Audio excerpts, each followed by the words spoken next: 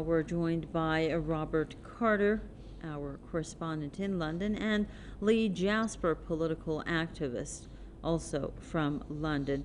Let's begin with our correspondent. Robert, if you could please tell us a bit about the race for the Tory leadership, the infighting in the party, and how it's going to affect Britain's political landscape. Sure. Well, basically, we're in a unique situation here because essentially the future leader of the country is not going to be elected by the British people. He's being chosen by essentially due-paying members of the Conservative Party. So, in terms of the criticism that surrounds the Conservatives of being a party of the elite, where a few select individuals basically get to lord it over the rest of us. Nothing suggests that more so than the current situation to pick the next prime minister. But interestingly enough, Boris Johnson has basically been described in media as a prime minister who's resigned his position. But technically, he's only resigned as leader of the Conservative Party. He's still ongoing as prime minister while this process is underway. And that could go on for, I think, somewhere between 6 weeks, perhaps even longer than that. He could be prime minister until perhaps later in the autumn. So basically, we have a situation again where a prime minister who everyone initially wanted to get rid of there and then is still clinging on to power and is still the prime minister during this turbulent period that the country is going through. And in the meantime, we still have like the cost of living crisis.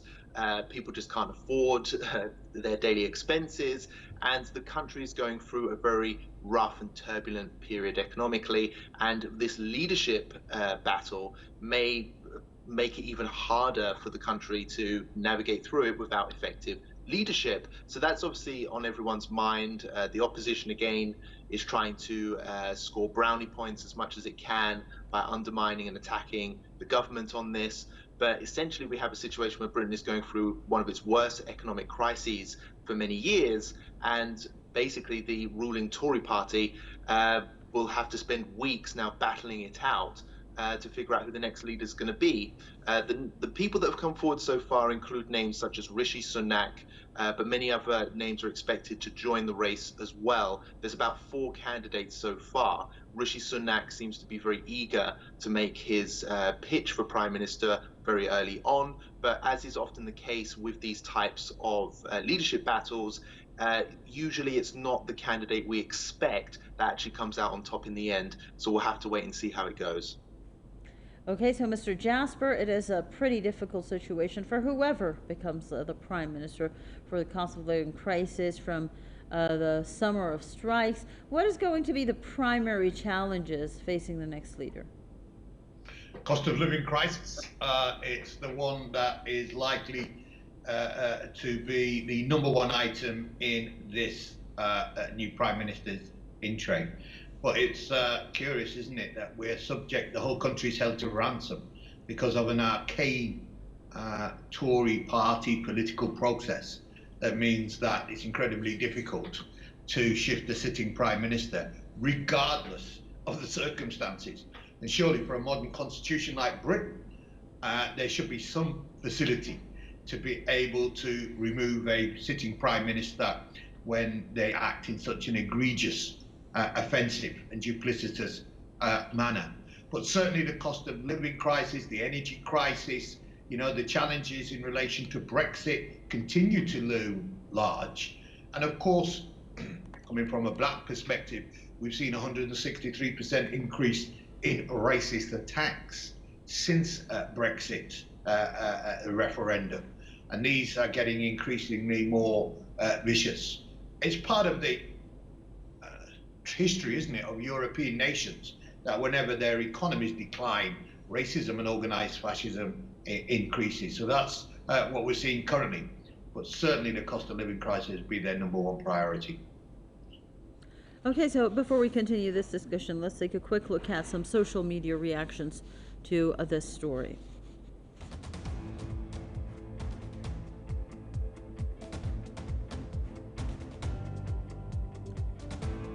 The Medicare for All says now, so they are Just going to pretend that Boris Johnson is finally being forced out is not a direct response to the widely out of control inflation and economic turmoil this NATO-Ukraine policy has caused. Christopher Oram says the public will not forgive the Conservatives for propping Boris Johnson up for so long. Conservatives have spent months defending him instead of focusing on the cost of living crisis and the crisis in our NHS. Trust in the Conservative Party has gone and it will not be coming back. Dame Jenny C says this is outrageous during cost of living crisis.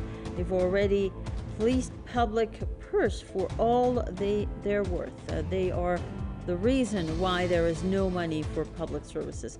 Boris Johnson and Tory ministers entitled to £420,000 severance pay for resigning. Okay, now back to our correspondent, Robert Carter. We're running out of time, Robert. If you could please keep this short, can you walk us through the main things that led to the downfall of Boris Johnson and whether he could have prevented that as quick as you can? I think one of the biggest issues that's plagued Boris Johnson is the endless scandals that have come up during his time. Basically, it's just one after the other. It was a slow drip effect. Partygate, numerous times he's had to apologize and has been exposed for basically misleading the public and also the House. And he's even been sending his own cabinet ministers out to reassure the public on information which later turned out not to be true. And that's something which many of the ministers who resigned, which led to this avalanche of resignations, such as Sajid Javid, admitted to in their resignation letters. The fact that they just felt that the Prime Minister had lost credibility, significant credibility. And all of this added up to the point where even Conservative Party members, members of MP constituents, they just didn't have confidence in the party anymore under under Boris Johnson's leadership. So basically, it's a lack of trust. And that's another thing that the next Prime Minister will have to combat, is how to resurrect the very badly damaged image of the Tory party. Thank you, Carter. Now, Mr. Jasper, just a quick yes and no answer. If you could please tell us, do you think the scandal, of course, of this magnitude obviously had an effect, but in one of those tweets, we also read about the effect that the Ukraine war had. Do you believe it had anything to do with the situation Boris Johnson is in right now? Yes or no? No, I don't. I think that the crisis that enveloped Boris Johnson entirely of his own making, and it's related to his deep personal psychological character, which is one of a pathological liar. Thank you very much, Mr. Lee Jasper, political activist from London, and Robert Carter, our correspondent. Thank you very much to both of you gentlemen for sharing your thoughts and views with us on this edition of the News Review.